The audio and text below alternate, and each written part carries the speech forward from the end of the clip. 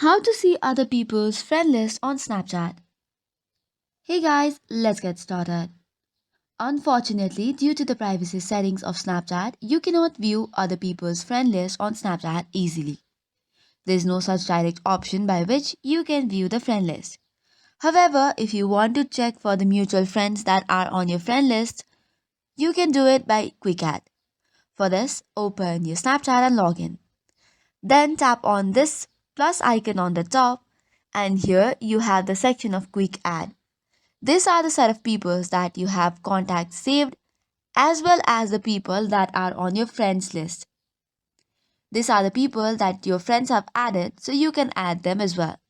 So for now, this is the only way by which you can see other people's friend list. However, in case of any update, we will keep you posted. That's all for today's video. For more such contents, do not forget to hit the like and subscribe button. Thank you and keep watching.